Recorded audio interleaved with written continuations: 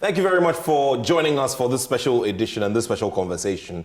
Last week, we did a very big build-up to tonight's Swag Awards Night. It's the 50th edition of the Sports Writers Association of Ghana's Awards Night. Remember, as we mentioned last week at several points, this is the longest-running award scheme in this country, and there are those who have contributed greatly to this very big platform. Well, today, as we build up to what will happen tonight at the Accra International Conference Center in honoring those who have excelled over the last sporting year, we also want to throw the focus on a legend of our time. Legend in the sense that he has been at the forefront of putting together massive proposals and executing humongous projects. And when I say humongous projects, I'm talking about high budget projects in sport from the 80s all the way up to this current time. Well, he would go down in our history as the single individual who's taken charge and organized major sporting tournaments of continental value here in Ghana. Of course, on certain occasions as well, other countries have come to seek his expert knowledge for the execution of such major events. Of course, if you do not know, he is also the silent brain behind the design of the proposal that won us the bid to host the 13th African Games here in Ghana. Well, away from all of that as well, there have been a few times where he's had to apply his expert knowledge to various platforms of thought leadership in the sector. And this has come, as great, knowledge transfer for a lot of people who find themselves practicing within the sector on various edges of the value chain. And one of the key moments as well are when the courts also had to rely on his expert knowledge to make a few decisions as required in, conflict of law situations. Well, thank you so much for staying with us here on this special edition, and I'm glad to have your attention at this time from all over the world through our YouTube stream here on Joy 99.7 FM and also on JoyNews and Joy Prime. Who am I talking about? Well, the legendary Magnus Rex Danquah, and most of you would remember him from Cannes 2008, that big spectacle of football which brought for us many lessons, many moments of national pride, and of course, a big template based on which others have been done. And as we mentioned, that one, Cannes 2008, is just one of the many high points that he, oversaw. Well, there's so many other elements to him as well, some from the arts and entertainment industry as well. But today we just want to throw the focus on sport and his journey. Well, the good Lord has blessed him with septuagenarian status. And as a senior citizen of the land, at this time in the year 2025, when Ghana sees herself at a major crossroad regarding how we want our sport to go, we want to come here, have a conversation with him, and seek his expert knowledge on many issues affecting sport. Of course, we do remember that the Black Stars also have started off, what will be a process of two major games. One was played last night against Japan, and now we want to throw the focus on the game against South Korea. If you all do remember what South Korea did to the Black Stars at the last FIFA World Cup, then you'd know it is definitely a good test for Otto Addo and the potential few additions that you'd expect him to make ahead of the start of the FIFA World Cup. Thank you very much for joining us on this special sports link with me, Nathaniel Attoh. And my guest here, once again, is Mr. Magnus Rex Danquah. Thank you, sir. And congratulations. Congratulations. We all aspire to looking this good at age 70 plus. Yeah, amazing. So what are the rules when you get to this stage of life, especially when it comes to wellness? It's the normal exercise. Okay. And at 70, it's not the major ones. Walk is a very good thing. Walk at dawn or just evening before you turn in. And then a lot of water. Don't eat just anything? The drain comes in a funny way. Okay. Because you are not as strong before. Okay. Yeah, so you take your time, bottled water. So almost everywhere you should have water. Very well. Yeah. Apart from that, it's the Lord himself who keeps you. Interesting. And of course, we would like to say congratulations to Infantsipim. This is one of the most difficult parts of this conversation where, we'd have to congratulate. But, at St. Augustine's, we're gentlemen and we like to speak the truth, So Infantsipim have done well, We had to help them to celebrate their 150th, which is next year. Yeah, so congratulations ahead of that as well. Yeah. And you've also been honored by Infantsipim School on several occasions for various things. The school is the school. And every time I tell my story, that is Infantsipim who really made me who I am. Everything that I've done now. I couldn't play ball, but I was a team manager. And the class team, 3B1, I was able to win the school championship as a coach. I see. Even though I wasn't a trained coach. I see. Yeah, and I was running a newspaper in the class. You write on long sheets and put them together. So from there, I could have a vision of what I really wanted to be. At Tech, I didn't like Legon. Why? For the reason that the noise was too much. Noise in terms of boosting and those things. And I thought Kumasi was fine for me. So I went to Tech. Those days, the first list that comes out is the Legon list. So if you don't find your name in the Legon list, then it's Kumasi, before then Cape Coast. So I saw the name, but then I didn't want Legon. So I went on my way to Kumasi, went from department to department, because I just wanted to be at Tech. The cost was not important. Then I found myself at land economy. And then after the first degree, they gave me opportunity to do masters, because then they wanted me to be a lecturer at the place. And in the second year of the masters, Odin Spobi, who was a former headmaster. But head of sports council. Oh. Was going around to talent hunt graduates into sports council. And he had gone around, he tries to ask you your own perspective of sports to be able to recruit you if there's the interest and your understanding of it. And he had gone around the universities, came to land economy and was talking to the professor, about 2 professors. And then they told him that we are not sure, but there's one guy, he has almost everything at the department, he's interested and he does it well. So let's call him and see if he can understand the issues that you are trying to raise in sports, and then you can pick it up from there. When Olin Spobi started talking, I gave him a whole lecture on sports and sports business, and he was just looking at me. I was coming from a perspective he hadn't even seen in sports. So there and there, they gave me a letter, appointment letter, and a young guy of money I've never seen in my life. So I left my land economy there, the masters, and that's how I got myself into sports. Wow. Amazing. And then from there, I've not looked back. And you've seen yourself do all sorts of things. And let me put it this way. When you look back and you start reflecting on all the high points, would you say that we as a nation have built on all of those major milestones, especially when it comes to the tournaments that you put together and oversaw? I mean, I want to start it from there. That one, I'm not too sure we've even learned anything, except from my own personal perspective. Because I did the Supreme Council for Sports in Africa in 1984. Yeah, I was only 1 at the time. Okay, that was my first major event. Yeah. Before I did African Youth Championship, Ghana 99. I remember. 1999. Yeah. When Gusepedo Sena won with a black... Before 2 weeks. So I had experiences over time. That's why I had 2 weeks in different perspectives. We had a lot of discussions, arguments, because I was so clear in my mind as to the direction to which to take. You understand?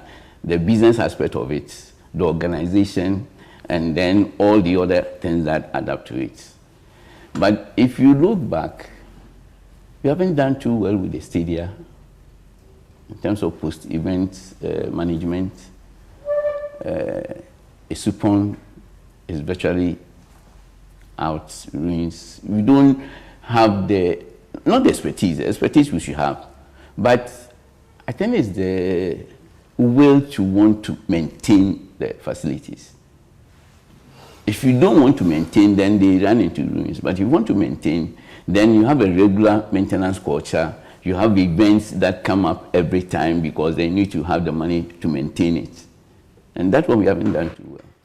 So, a few things, especially with the stadia that we construct. There are those who will put up the argument that, you know, here and in other parts of the, you know, on different jurisdictions around the continent, you see these facilities come up in places where, places that are not so developed, where you don't have flowing transportation so that the ordinary people and numbers can access easily and all that. And that also tends to have an effect because, for instance, if you have like an Accra Sports Stadium, which is situated close to a major, you know, part of the capital, and people can access and all of that, it helps to run the place, it helps to grow interest in the place and all of that. What's the response to that line of argument? Okay, there are two sides to it. Sure. If you take Accra Stadium as where it is, the ministries and all, there's nothing wrong. Maybe the argument is the one for the Africa Games bit.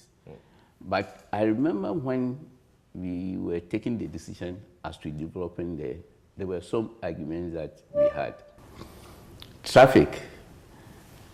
If you want to go there from Circle and the route to take and all, it meant that we needed a 4-lane on that line, then cross over to Tama or to Accra, which wasn't done. So then you have a pack of traffic at each turn. But we needed to do that overpass across the motorway. You understand? Then you can lower the traffic, even on that route, Zoom line area and all. But we didn't do that. Maybe we thought the money was something else. So that is one. Supon we had a problem with land. We wanted to break down Jendu to do Supon. And first, I'm a secondary boy. Unfortunately for us, all my life, I didn't know that there was water on the Jendu. I see. Yeah, the lagoon. It's on the Jendu Park and on the Jendu Cinema. I see. But that's why Jendu Cinema did not thrive. You understand? So when we were going to try to build a new stadium at the Jendu place, and we're doing the measurements and all, that was when we saw that there was water. So if you really want to build it around Jendu, then you have to put it on pylons. And that was too expensive.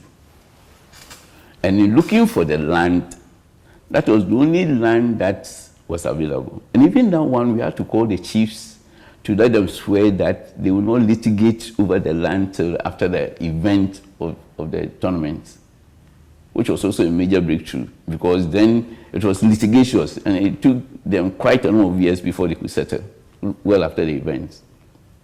So it's the way we don't plan the size of the facilities well, that they should be accessible. Yes, Tamale is accessible.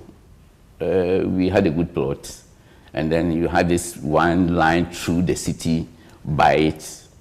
But still, it's activities. It's activities that should sustain the place that we are not doing too well. When was the last time you set eyes on the Supon Stadium physically? It should be about 3 years. 3 years ago.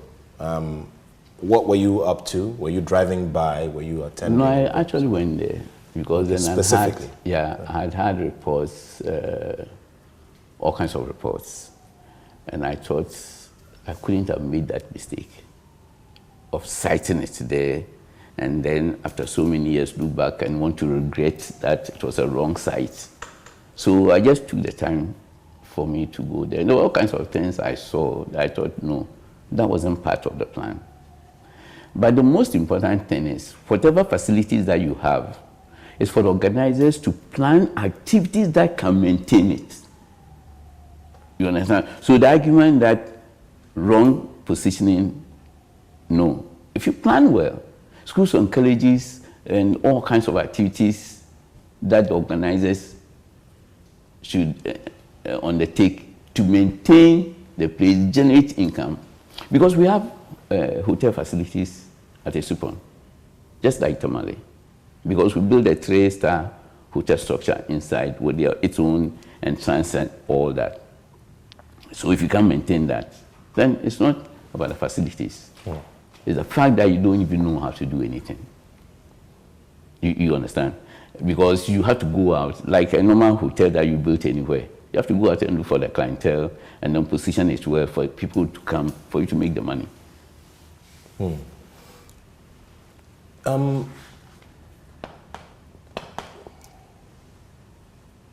So we're done with that chapter. Now there is focus on building some more. And at the time when the sports ministry had the youth element attached to it, there was a lot done with constructing, youth centers across the country. There's an indication from what we've heard from His Excellency, the President, that we're going to have a few which will be incorporated into the Big Push budget. So that would come as good news. But then generally, I mean, we've seen a renovation at Babayara, we've seen a renovation at Accra Stadium. What would you say to the professionals in the industry as well, and assuming expert status and, understanding this area greatly so that now Ghanaians can start participating very heavily in that area when it comes to the infrastructure management, the infrastructure, building of the infrastructure generally and all of that? I'm not too sure which one should come first. What we really need are people who appreciate the structures and who are willing and ready to organize events there. But then the other interfaces, then are the people ready to accept private participation in the management of the facilities? That is the major issue. And over the years, I have always advocated that we should have private management of the facilities. Because once the person has to pay you money every year or every quarter or every half year as rent, nobody will tell him how to organize events to raise the money to be able to pay your rent. But if you are there and you don't have any responsibility as to generating money, then we'll find the facilities the way they are. You understand? But if the responsibility on the management of the facilities is that at least make sure salaries and maintenance and everything there, you generate it before you can even have some profit and pay back some to government for you maintaining the facility, then people will set up and change their attitude to management and maintenance. That is the only problem. Because for me, otherwise people wouldn't be building hotels almost everywhere. Any small streets, they'll build a hotel because they know there's traffic. And when you position it well, people will then drop by and use it. So if you have a facility, a stadium that has a hotel structure inside, and people don't go there, it means there's something wrong. I see. If you just joined us, we're having this conversation with Mr. Magnus Rex Danquah. He is an international sports consultant and has featured on many of our platforms when it comes to thought leadership and giving us new direction, going forward into the future. We were getting into another phase of, building new infrastructure and making sure that tasks are given to people to do. Recently, I realized the Director General of the Sports Authority did something pretty innovative where he rented out the Accra Stadium and asked the client to stay off the pitch. Use the stands, do whatever you want to do, but stay off the pitch. And it went very, very well. I mean, it was a full capacity, conference and all of that. There are facilities that you can put on the field. So either then the next stage is get somebody who will bring that available. Yeah, when you put it on, you can put chairs in it on. It won't affect the pitch. Or then I wouldn't advise that they should look for that facility and rent out. It will be double work because renting is not their core business. But if you can get somebody who can then invest in those facilities of spreading them over the pitch so that even chairs will not affect it, then we can take that to the next level. Because it's important for major activities to be organized there that is big crowd, because that could generate more money than just being in the stands type of crowd. So that is the next stage for me if we really want to make extra money and be able to pay back, start paying back to government the investment made into the facilities. Because that's something that we need to look at. Interesting. Let's roll it back a little bit. You've seen various legs of our story as a people, and now there's a lot of focus around the world on sports tourism. On December 20, Legacy Rise Sports of Ghana is collaborating with Matchroom Promotions to bring a big fight night here. After that, we're likely to see Anthony Joshua fight in Ghana in February. And you're looking at how you, the likes of you, built it up from the 80s all the way till now. How ready are we from where you sit, where you sit? How ready are we to grab these opportunities that are available with sports tourism? Because we travel to different places around the world to consume content and be a part of the making of the content.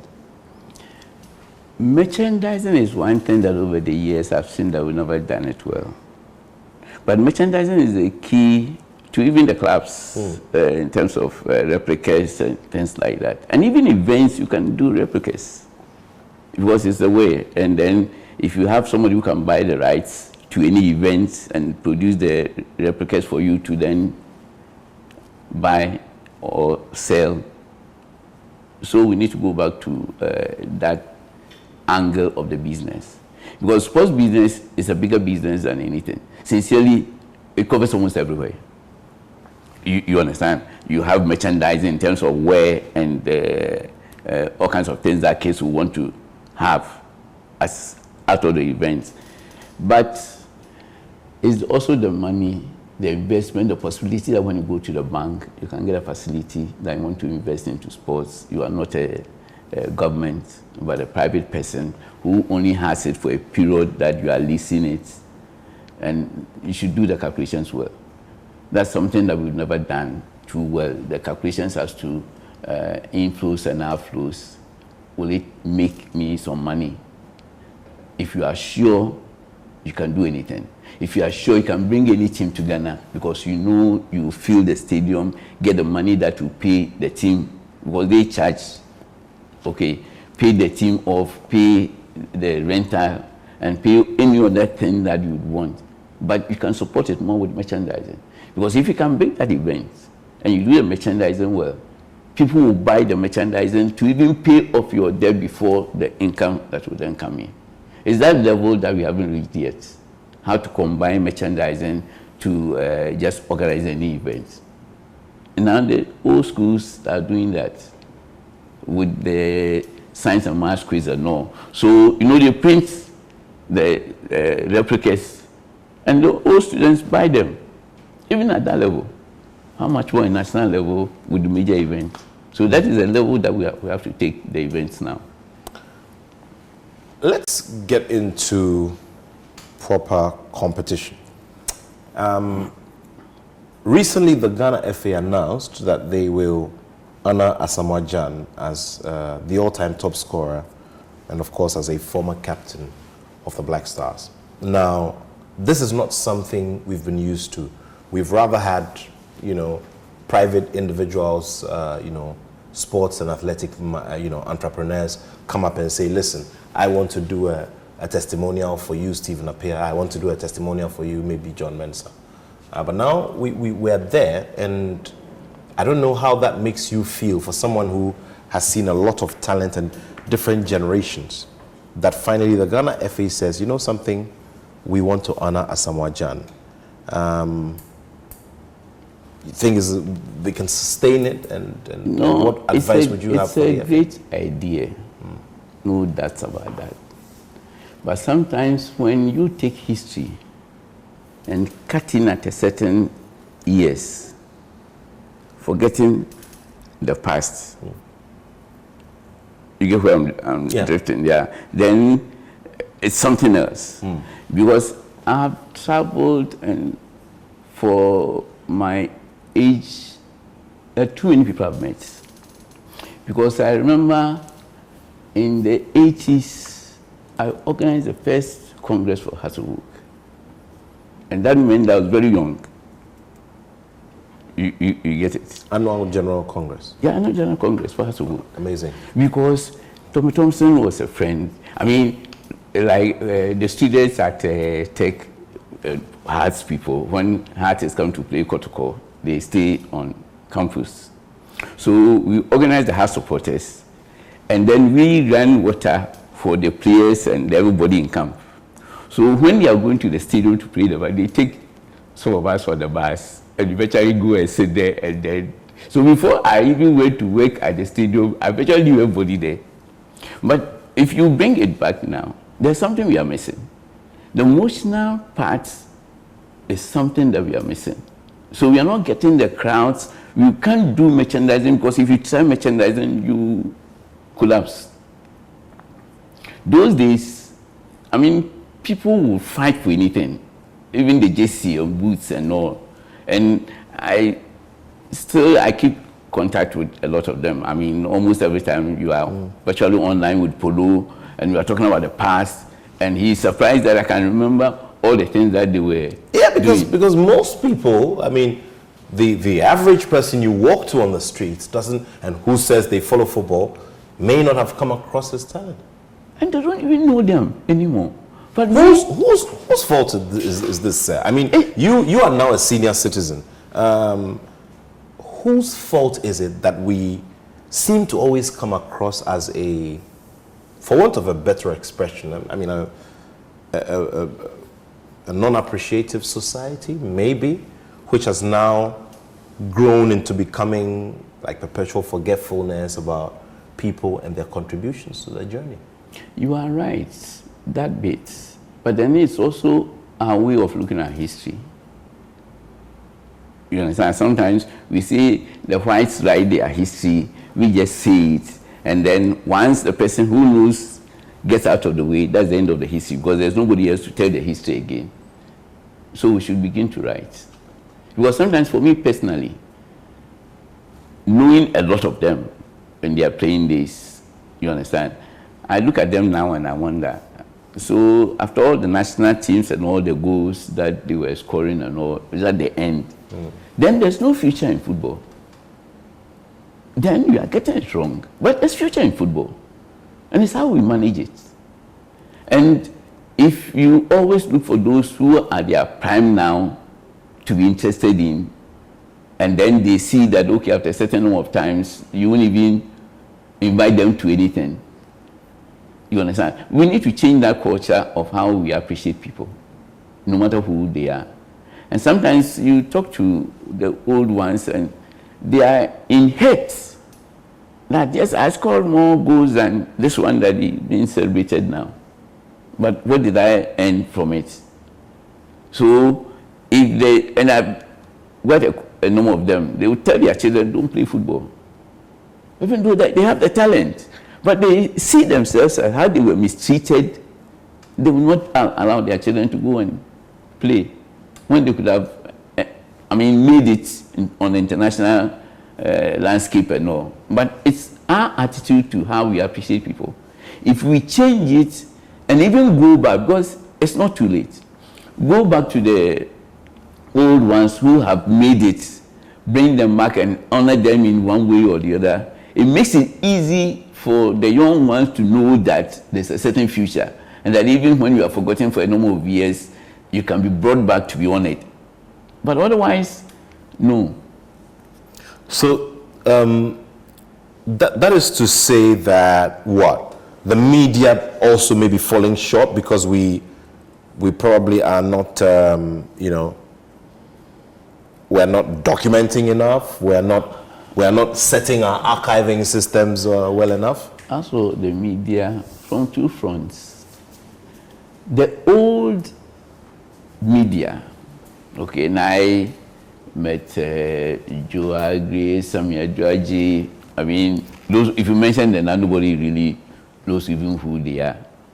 Badin, you understand?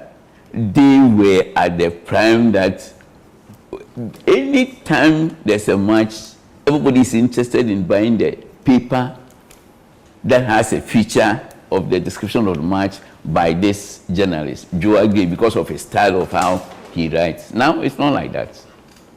The landscape has changed. So we need, not that we need to go back, no, because we crossed that line already, but we should show the sense of appreciation differently going forward.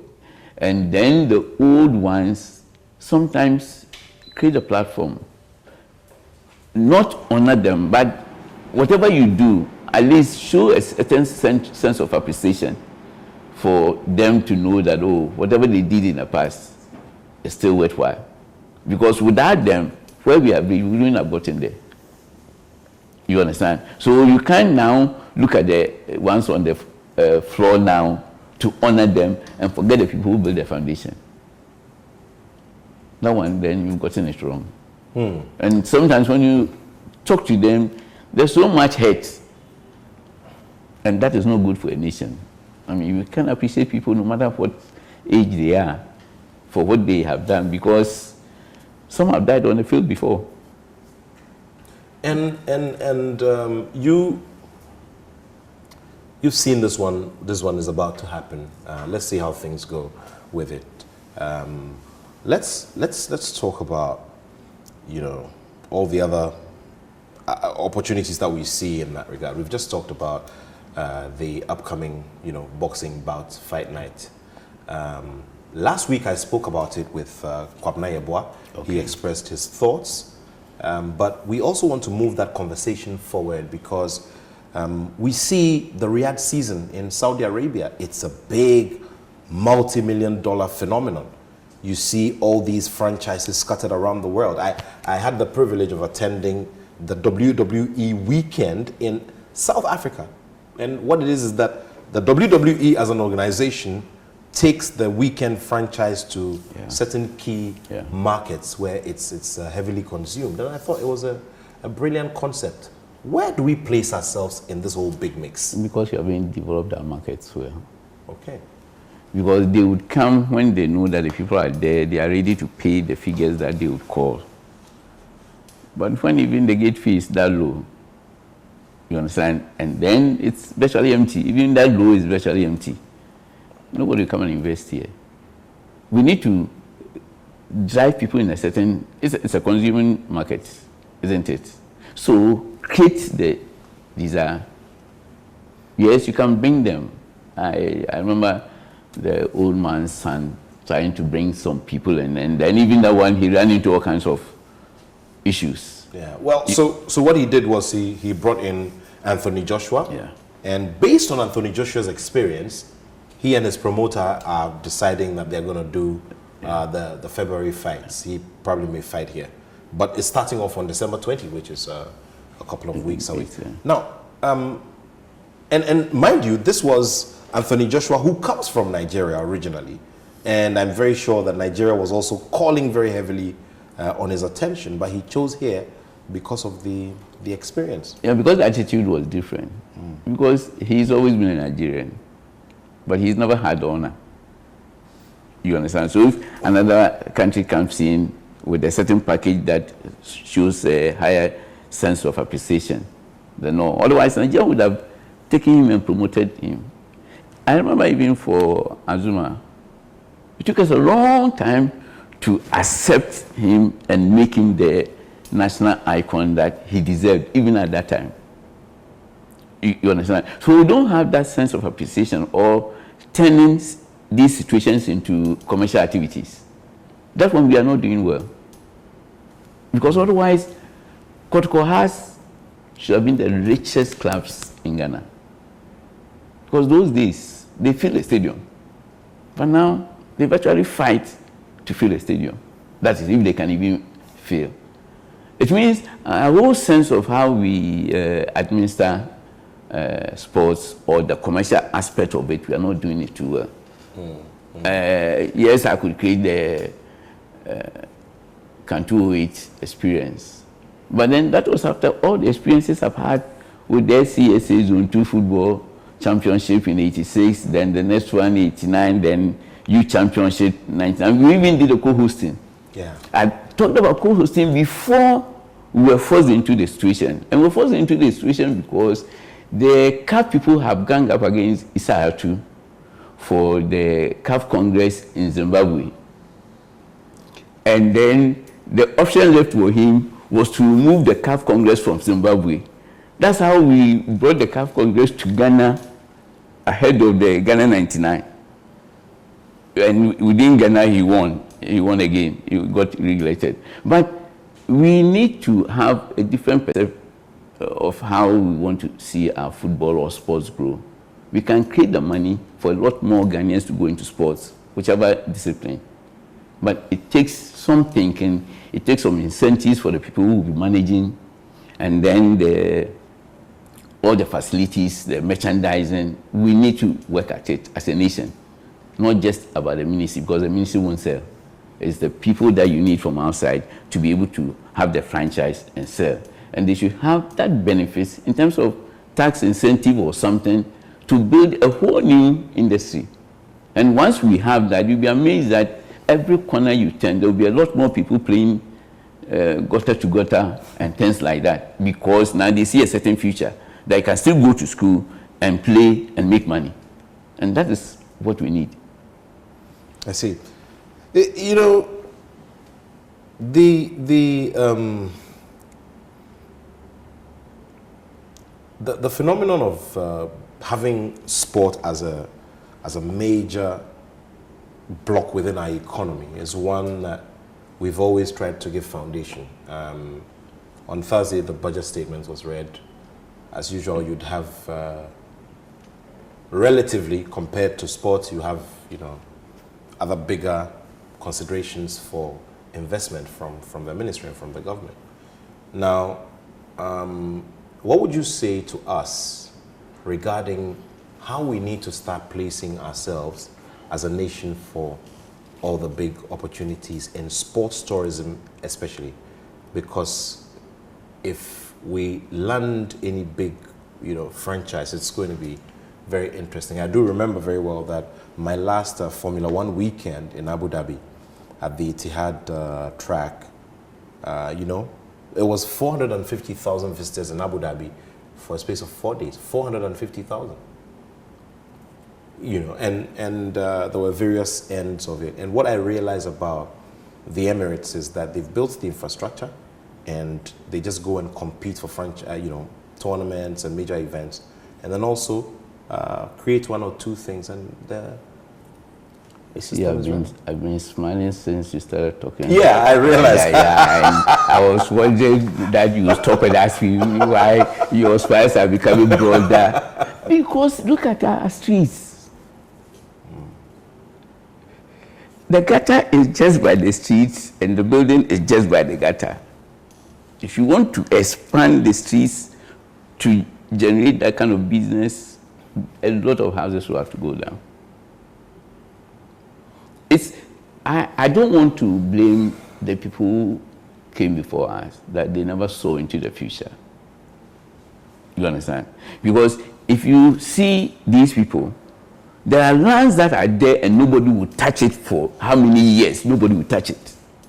As somebody who use the political clout to take that land, without recourse to what was the use, that is why it's been left there for so long. You understand? So, I mean, you are getting it wrong. And the seas are shrinking and shrinking and shrinking, that now it's even difficult to have a 2-lane. Because you have to wait, there's a car park there, you have to wait for some car to pass before you. No. We are not thinking big. Simple and short. We are not thinking big? No, we are not. To think big... Is it a cultural thing that we're not thinking big across board? What is it with us? Thinking big is to see into the future and see all the possibilities. It's a futuristic thing. see into the future, see all the possibilities, and then make the plans for that, which is about 30 years to come. And you haven't even seen any aspect of it. You understand? That is what we are not doing too well.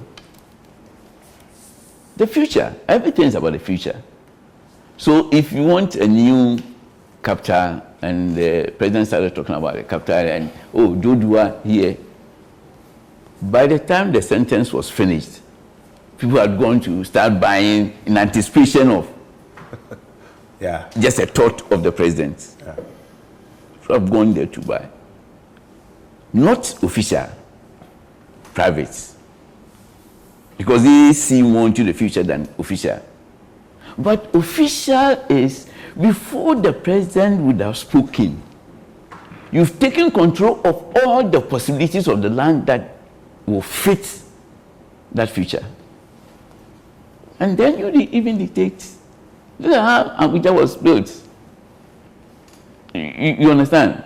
If you decide I want to do 6-lane streets because 40 years to come, that's what you'll be using, then that's a lot of work. You have to start buying private properties by the streets and then take them into the sizes that you want the streets to be, because now cars will not be as small as a VW, but as big as American car. You understand? So it's how we see our future. We don't see our futures well. Because as you are talking about the future, the person will say, but even 2 years, you don't even know what is going to happen. Then look at him, he's talking about 50 years. That is a push you off. But people are planning ahead of. You go to a land and they will tell you it's proposed for something about 200 years. And it's still there, nobody touches it. Here, that the first time it's said, the next day you go, it's been given out. We need to go by the rules. We need to go by how we see our future. And for me, we don't see our future well. If you see our future, to show in our streets. If you see the future, it should show in our buildings. It should show even us, how we see ourselves. There is a link that I want to draw from tonight's Swag Awards night to the element of planning ahead into the future and projecting for longevity and sustainability of ideas in the sports sector. Now, the Swag Awards, for instance, has been there. It's been consistent. Many other, we have a plethora of awards platforms, award schemes, and all of that. You have had a relationship with the Sports Writers Association of Ghana before. Yeah.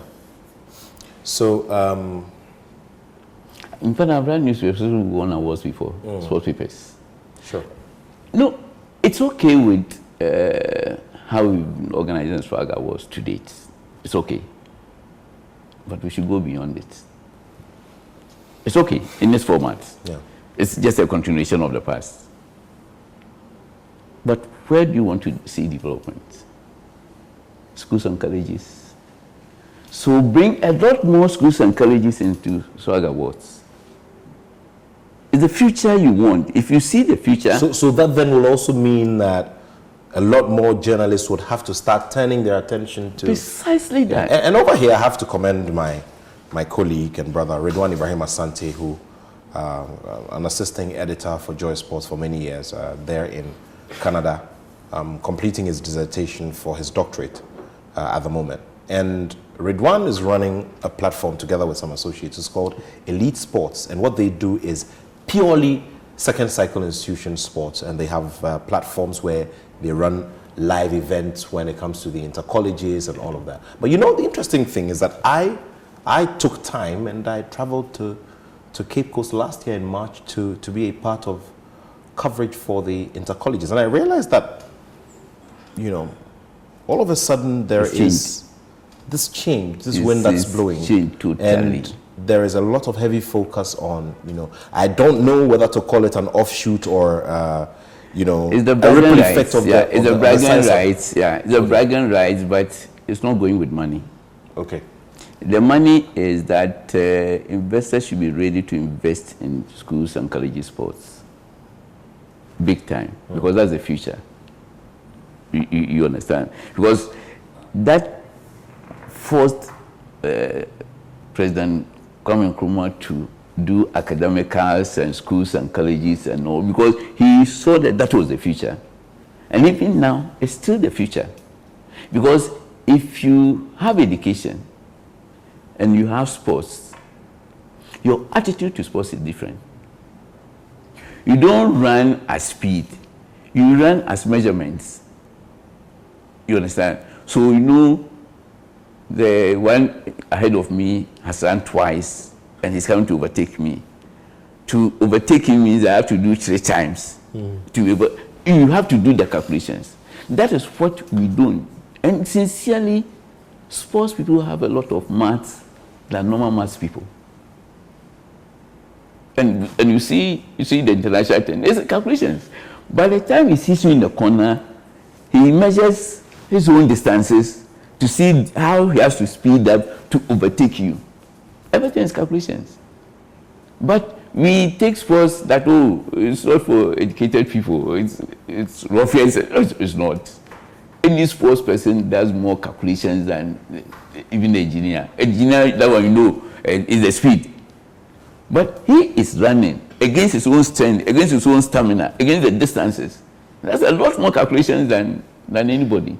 And we need to go back, let people appreciate the extent of the various dimensions of sports, in terms of engineering, in terms of maths, in terms of everything. And if you know that then its education will change.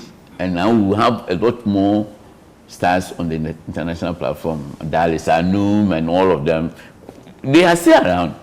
But it's the direction for somebody to tell them that no, you can't do sports without education, because it's calculations.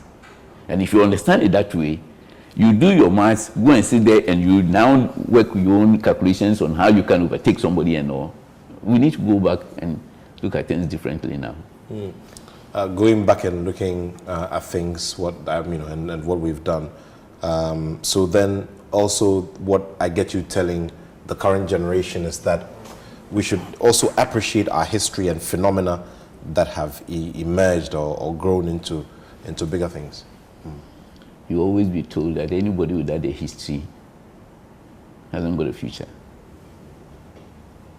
Because you can't live in a certain cocoon to think that you are the only person.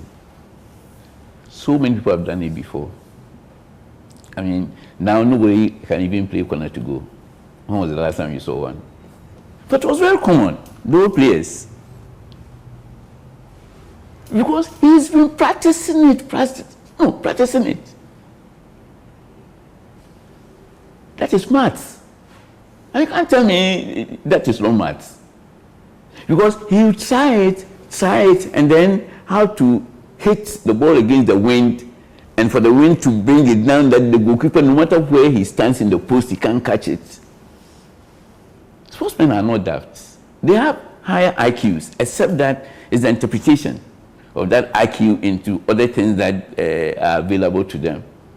You understand? Because there are people who just pick sportsmen for whatever position, knowing that whatever solution there is, he will bring a different angle to it than the normal one that the business will bring. And once we start that, we'll see that the whole nation will start changing.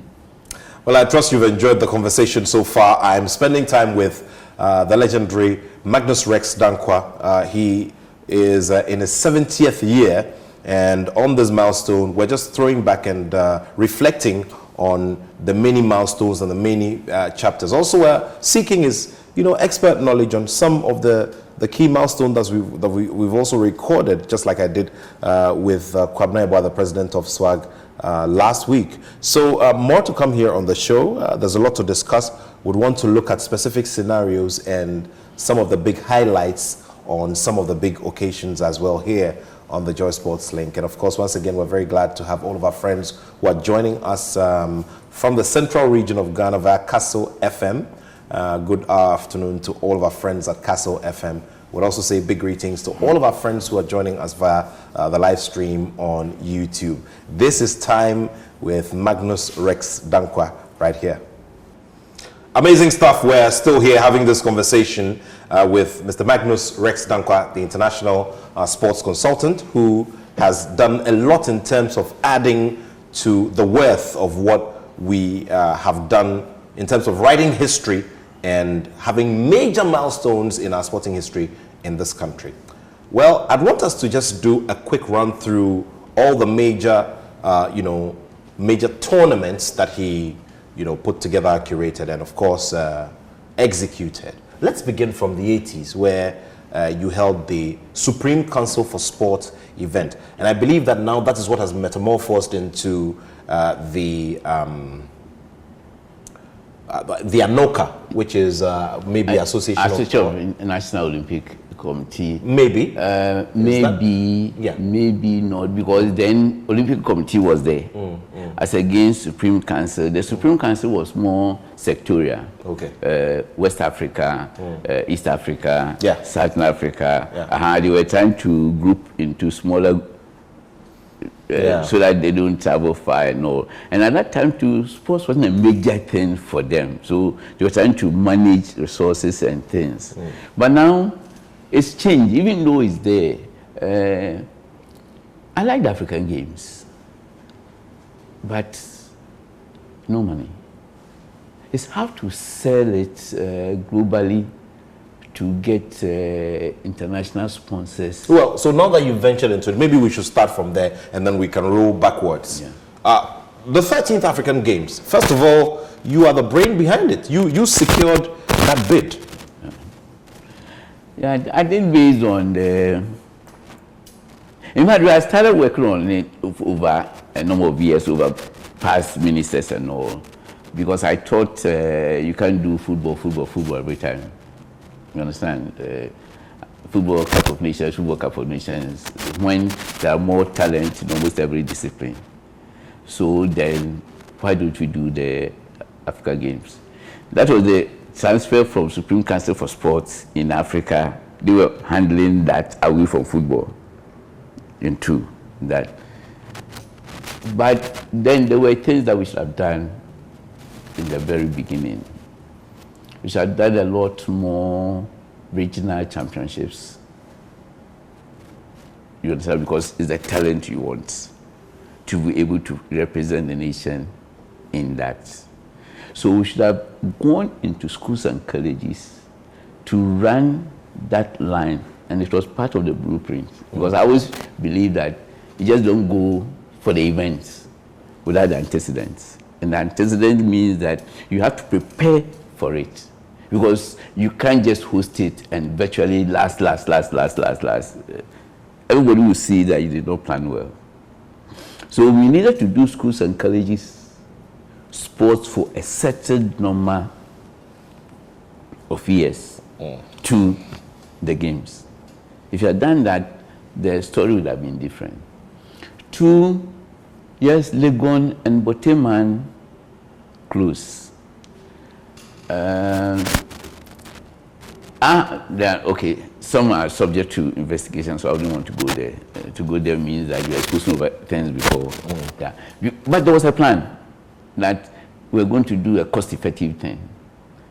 That's why we opted for the Legon campus. And other satellite facilities. Yeah, close by. Close by, okay, great. You understand? Even the access control thing, we had worked on all that. There was nothing that we were going to change because the students themselves, that's what they do. So they were without Porters Lodge. Because the Porters Lodge, the absence of Porters Lodge means that you have access to your card right through to your room and back. You don't need Porters there. The normal one, that the Porters there, you go and pick your key and all. So it was a whole change. But then history always plays tricks on human beings. Because if you don't plan well, history treats you in such a way that you have the problems that you have. And I always believe that we should have done a lot of schools and colleges competitions before the Africa Games with new talents. Because if you go back and you would have talked to a lot of countries that came, there were a lot of students that came. They were not their national stars. Okay. You are proposing a bit of a new model for the African Games. But of course, what we are also aspiring to is that it should sit well within the space of the major multi-sporting events, the Commonwealth Games, the Olympic Games and all that. This is 54 nations we're talking about here. Yeah. And so if we're having a games event, we have to plan well and execute well. But here's the case where, first of all, our date, the agreement on a date also became problematic, such that it was close to the World Championships. And of course, because of prize money and all that, some of the key African athletes opted out of the African Games. It's like it's a chess game, or you fit things. We didn't fit it well, so there's we didn't fit the puzzle well. Yeah, we didn't fit the puzzle well, because you ran into a major international one level than the Ghana Games to West Africa Games, or towards West Africa, from West Africa to West Africa, from Africa towards Pan-African or a certain grouping before then the West Siege, so that you peak towards the finality of the Olympic Games. You get it? So you don't just plan. It's a sequencing. So the stars that you get out of this one, they qualify for this. The one here qualify for this till you get to the Olympic Games. So if you miss the timing, you don't follow it through. You wait till the next cycle, then to organize. You get the argument I'm making?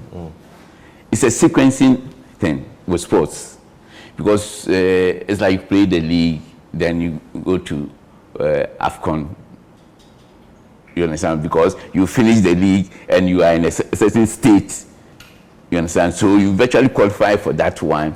Then from that one, if it's a World Cup, you are in a certain state, you virtually qualify for that. That is the missing link in our planning. We don't sequence it.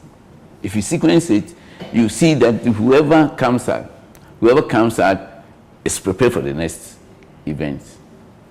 You understand? But apart from that, it's like a normal event. Sports is like a normal event, entertainment, whatever.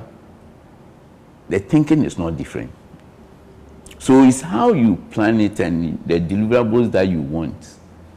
If you don't take the deliverables and measure and see where you got it wrong, and then the next one, you are going a step up and see what you want, and then you are not planning at all. And for me, that is the bane of Ghana and Africa sports. Because you see that some of the countries, they will not do any of the other disciplines. They will go in for about 4 disciplines. And before they come, they would have traveled all over the world to fit themselves that when they come on the African stage, because of the prominence they're giving to the Africa Games, they perform well. But we do everything local. And you do everything local, you should expect local results. I see. We had an event which grew over the days. I remember that at a certain point there was the gates were opened, people could go in, and I'm talking about the African Games here. Yeah, and Legon became the place, and people took their kids there. Loads and loads of massive crowds to watch the games, and then after that, we're done. Today, the president has instituted he has ordered that the Attorney General looks into our expenditure and all of that. I mean, how do you feel about it without necessarily wanting to go directly into a lot of that? For me, it's a sad thing. It's as if that's how we've seen sports. You understand? After every major event, then there's a scandal. Brazil, so it means that what you are telling the politicians is that we don't do it for the sports, we do it for something else. And once they also get that mentality, then the checks will always be cyclical. every time after, then there will be another, and I know for sure, market. The next one, there will be about the same investigations. It means we are not doing something right. And then we're also not getting almost every district and region involved. You understand? When we were growing up, there's this thing they always tell us, that if you want dribblers, go to the Western region. You know why? Because of the flair of the language and things. And it shows in the way they play, and it shows in all the stars. And that when the old man gives you a nation, a state, he gives you everything. But not all of them in one region or one state.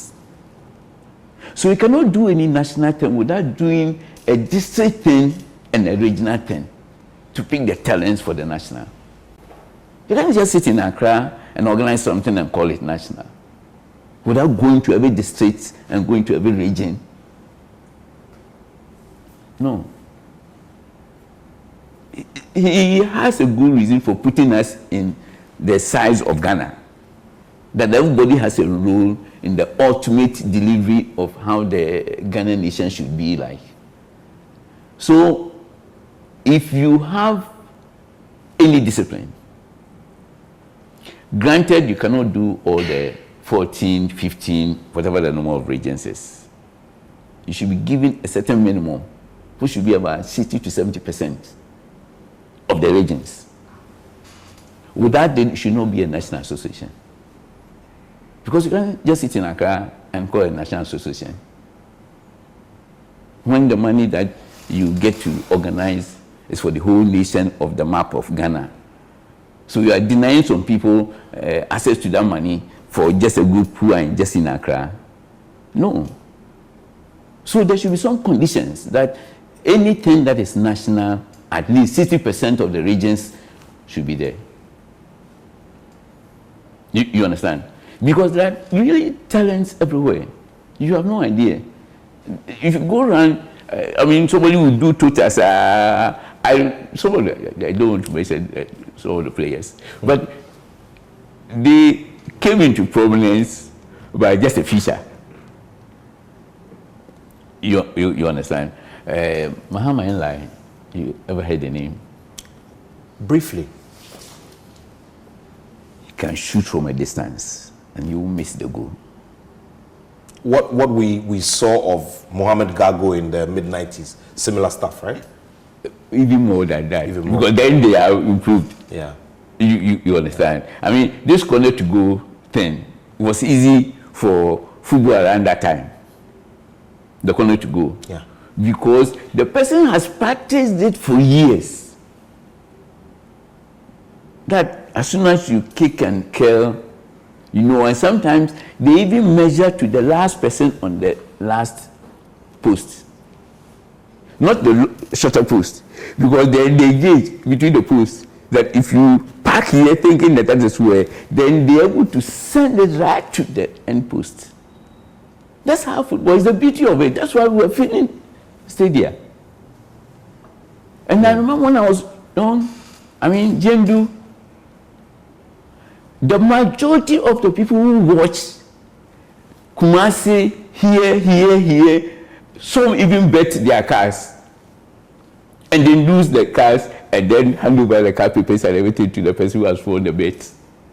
In football matches? Yeah, football matches. Yeah, my late father did same some time back, but he gracefully gave it to a person. Gave it back to the person. Yeah. Oh, it was Accra Hearts of Oak versus Great Olympics, and I remember. My late father was a director of Accra Hearts of Oak. Yeah. He was the club's doctor as well during Coach Ade's time, and he tells us this story of how he was in Somanya and they were having a conversation ahead of a game between Hearts and Olympics, and there was an Olympics fan who swore that Olympics were going to beat Hearts by 2-0 or something. And eventually, Hearts of Oak won the game by either a 0-0 or 3-2 or something interesting like that. And A gentleman, he brought everything. Yeah. And it's actually at the stadium. You see it. Especially when it's Wise, Hazakes, and Kotoko. Then the Lebanese. Who? As soon as the final scores, they bring the car papers and everything to you. Because they betted on the car. But that is how football has changed. And I want to believe that if you put in extra effort, we put in a lot more planning. And the fact that every region is important. It's important to the extent that the kind of structures of the people in the region give them the position that they can play in a team. Because every region has a structure of a person. So the old players, the old coaches, they look for a certain structure and they will say, go here. And I remember Enlai, for one, the old times, or George Alassane, or Peter Lamte. The late Peter Lamte. Yeah, the late, yeah. Recently passed. Yeah, recently, yeah. God bless his soul. Yeah. So amazing. We need to not go back to the past, no, but bring a lot more planning, a lot more science into it, and try and go back to the regions. What is special about them? We need to study that.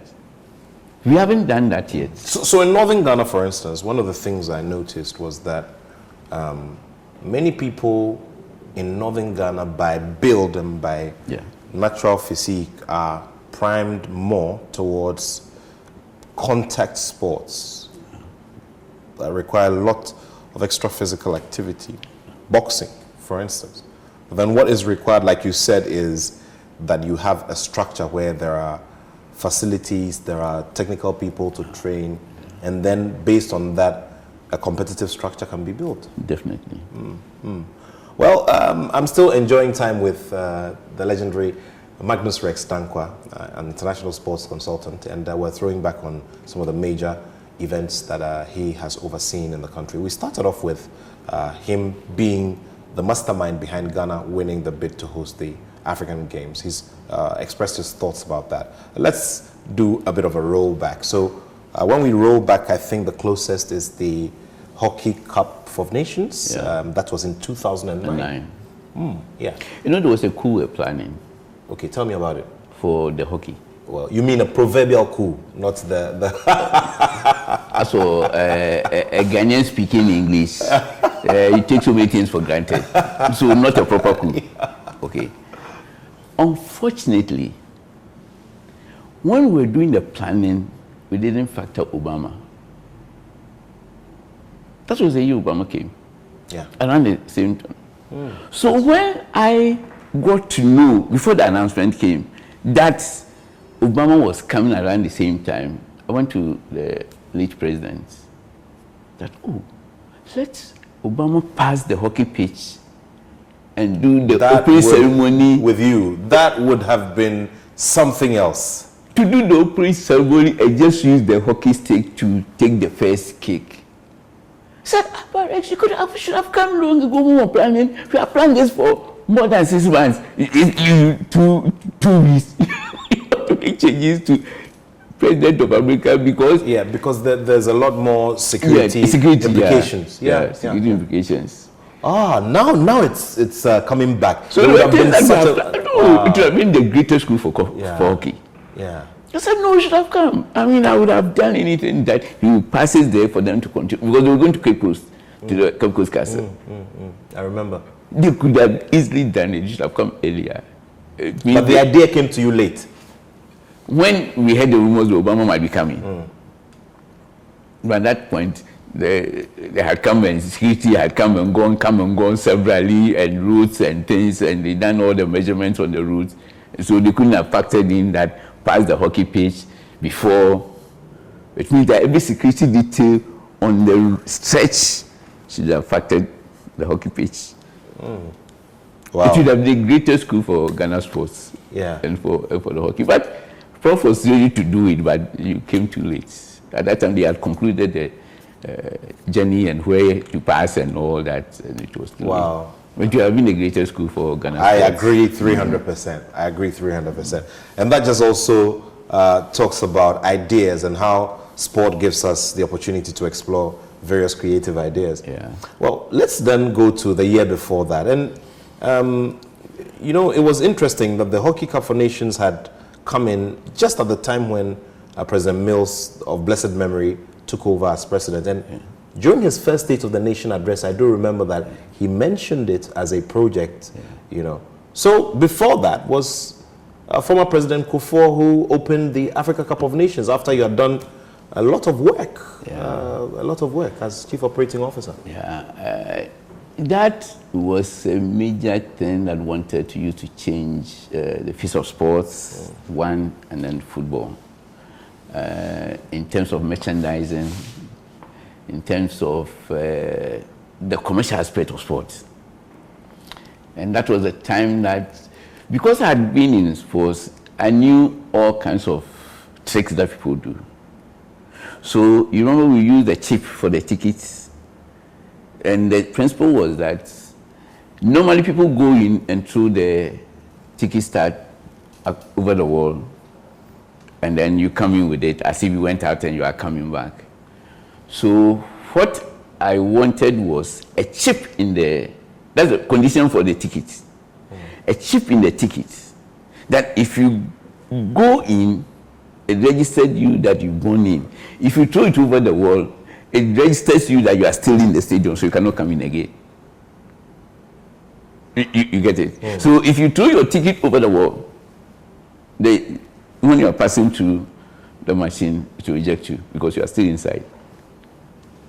So for me, I was being futuristic in trying to deal with some of the issues that normally happen, like the gate, one, like corporate boxes. Because we sold the corporate box for 208 at $150,000. I see. Yeah, that gives you the fridge, the washroom, the service from the hotels for the period of the tournament. And 150,000 was a lot, and we sold them all out. I can't say. Amazing. Because I thought the kind of feature that we built around the 208, there's nothing you can't do. But I'm very sure that, you know, winning the tournament by the Black Stars could have capped all that for you. But it couldn't happen. We settled for third. It's unfortunate. That was the time that I realized that there are too many things that also go on in football. Too many things like what? Too many things that go on in football. Yeah. In as much as quite a number of the people wanted Ghana to win, for the expense that we had incurred and all the innovations that we had. You know, the 10 itself had politics around in terms of calculations and all kinds of things that were going on. And they were major determinants of some of the issues that happened. Because I remember Ghana 99 was supposed to have been in, 2000 was supposed to be in Zimbabwe or something. Zimbabwe. Then we did Ghana 99. Then Issa had to realize that Ghana 99 we did it perfectly. So when we realized that the elections for the 2000, he might lose because the people had actually ganged up against him and they've gotten 50% plus one. So the cost of routes and then shifted the elections to Ghana. Yeah. So the elections were already very, so people really cut out so that they couldn't vote. So all these things go around a tournament. That sometimes when you are sitting at the back, you will see, and they influence things. And I know that for that particular event, we should have won. Because not that it was battling chips, but then the way we look at it, Ghana should have won. But these things happen in sport. And of course, we had a great squad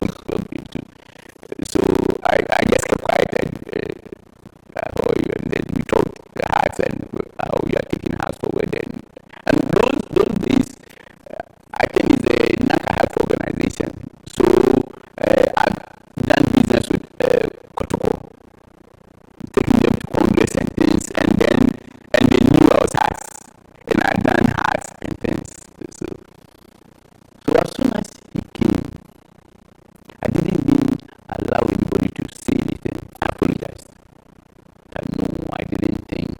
It was just a joke. It's just a cartoon, and cartoon use extremes, a lot of extremes. So I'm sorry, and that stopped it. The funny part is, I traveled to the UK once, and around 11, I visited a friend lecturer. So I left my hotel and gone to his house. Around 11, the phone in the house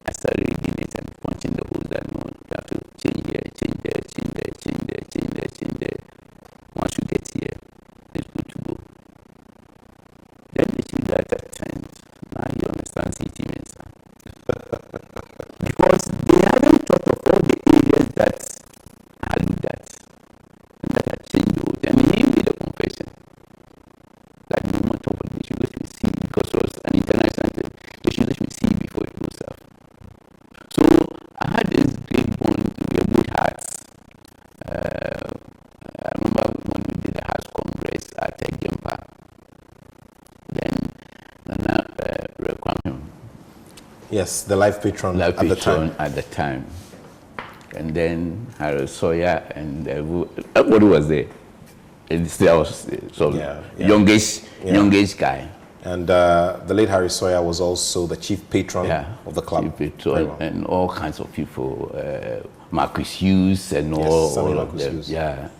Marcus Hughes. Then, you know, I'm very used to all of those names because my late father was the director of the club at the time. Yeah, and Marcus Hughes, the main road of there. So we started and then went on and on and on, and I was changing. Then we got to the directors, the 5 permanent ones. So yes, we got 4, remaining the 5th one. Then I called, Recruitment was then at the golf course. We did a congress at Gimpa, was at the golf course, just off Gimpa. So I called Nana and said, Nana, the permanent directors and the 15 regional and the permanent directors, I've gotten only 4, remaining 1. And I said, but you have organized a congress. Add your name as the 5th person. Then I said, Nana, I can't. I've seen Dr. Mills. Then he was then commissioner for IRS. IRS, which is now Ghana Revenue Ghana Authority. Revenue. Yeah. I've seen Dr. Mills sitting there. How on earth can I pass this man and make myself a director? No, not possible. They said, okay, then ask him. So this list had Attoh, lawyer Bright Akwete. We all did. Yeah. That's how then we pulled Professor Mills officially into Hearts to be the 5th permanent director. And we had a successful thing. I mean, there were all kinds of things we could do with the Hearts of Oak. But it's been such a nice life, looking back 70 years. Went into journalism, won awards. I was being fought left and right that I didn't go to school of journalism. And they have said this several times. And that grew on my skin. Several times I know you are not a journalist, you haven't gone to school of journalism. So I applied. And then the list came. My name was there. I was there when Cabral here called. Called. Rex, what's your problem? I said, what? Your name is in the list. At the time he was rector, right? Your name was in the list, going to join. Oh, but you done a degree, you even did the masters. Why would you want to go back? And that's how I didn't go there.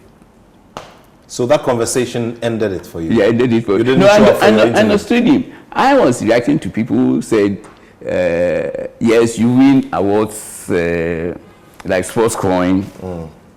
Even the public opinion of the paper, best in layouts. Yeah. Because I designed the paper per my eyes and where the picture should be and things like that. You know, I emceed the GJ Awards just a week ago, and at this time last week I was at Menchia on my feet on the stage hosting the awards with His Excellency the President and Otumfuo Setutu and some ministers of state and many senior officials and of course the fraternity. It would have been nice to project this particular, award or this citation on the screen for them to see how far we've come in terms of what is used to acknowledge. What you used to, It was surprising. Yeah. And then when they called, I didn't want to go on stage. When they called, I didn't want to go on stage. And then a senior who is also passed, Mike Egan. Mike Egan, celebrated broadcaster, God bless his soul. Celebrated. And secondary guy. Sure, of course. Then I said, what's your problem? Why do you always shy away from people? I said, no, my life is be yourself, be wherever you are, and not that. But I guess I can only be myself. Amazing stuff. We're getting into the final stage of this conversation. We've got just about some 7 minutes to wrap this up this afternoon. But now we want to start looking at the next leg of the journey. I mean, for you, I mean, at this stage of your life, after all of these major achievements, going all over the world, making so much impact, you've written books, you've mentored people, you've seen it all. When you sit back and you hear all of us who are now active, you know, going up and about the place, I don't know what key things strike you regarding what the next phase should be for sports in general in Ghana. I mean, in this year of 2025, we've qualified for the FIFA World Cup. There are so many conversations about how we're likely to perform. There's also the other side where government now is confronted with a legal document, which is a white paper from a previous commission that says government must not sponsor funds to tournaments. The sports minister has said it. You know, I don't know how things are going to end. There are some opportunities showing up for sports like boxing, you know, other sporting disciplines. And now we're probably closer and closer than ever to having a sports fund, which will ease off a lot of our problems when it comes to funding. Depending on how you manage the sports fund, because it has been an issue for years. Yeah. And it never got done because of the how do you manage it. If you manage it under the ministry, you fail. Why? It has to be independent. It has to be independent that when you get a person as a sponsor and the person is going to pay you $100,000 a year for 5 years, $500,000, whatever he wants in return, you have to secure it. And you think that if the ministry is overseeing that, it cannot be done? Sometimes politics goes into decisions. Okay. Because if it's a different party, and then you're also a different party, and it's now going to say, meanwhile your money is there, as your money is being taken, but then it will not give you your due. No. So if you insulate sports fund and sports funding and sponsorship and everything from government control, to be the best. Because there are people who are ready to put in the money. But then they don't want the situation that you want to go and sit on a seat and they will tell you, it's us. How can you come and sit there? Meanwhile, he's paid so much money and he deserves a seat. But because he's in opposition with the party sitting around that, then you can't have your seat. No.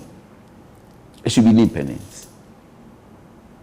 Once you get to that point, the sports fund will work without politics.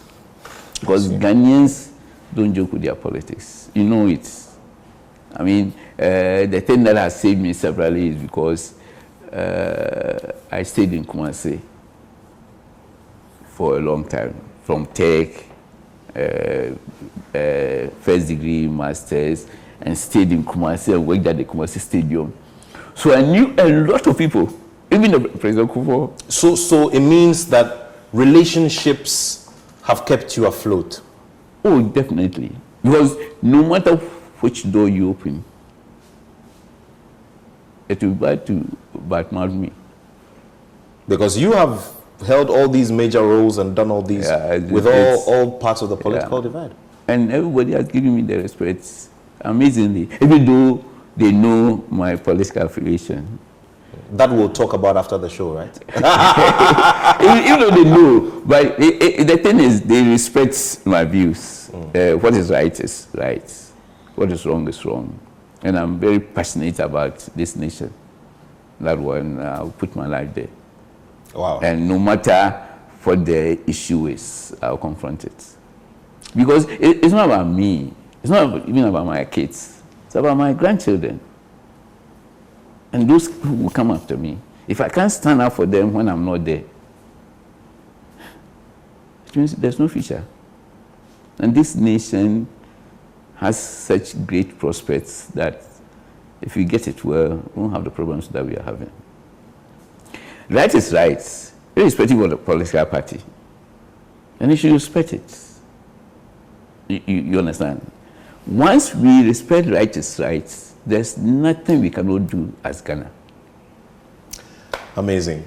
Sir, we're so grateful to you, and congratulations on this great blessing that God has given you, 70 years of life. We are the young ones gradually building up to it. I've been having this conversation with the legendary Magnus Rex Danquah, an international sports consultant who has contributed greatly to the scripts that have written all the major chapters in our sporting history in this country over a minimum of some 4 decades. We have been having this conversation. I trust that you've enjoyed the time with him. And of course, sometime next week, we'll also bring you another one. And of course, this evening, would like to say congratulations to every single person who will mount the stage to be honored at the 50th SWAG Awards night, which will be headlined by His Excellency, the President. And talk about His Excellency, the President, I'd like all of us to listen to this and watch this for a second before we go.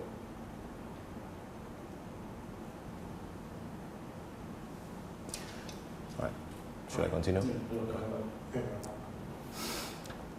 Well, exactly a week ago, I was the lead MC for the Ghana Journalists Association's 29th Media Awards Night, which was held for the very first time in Menchia Palace under the patronage of His Majesty Otumfuo Osei Tutu II, the Asantehene.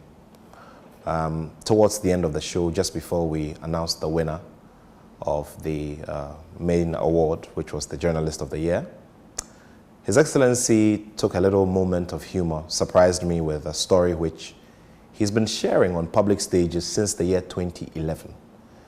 And while it brought out a lot of humor and brought out some very warm moments as well from my childhood, it also went to honor the memory of my late father, Dr. Victor Attoh, who served many years as an obstetrician gynecologist and was a specialist in charge at Ridge Hospital for many years.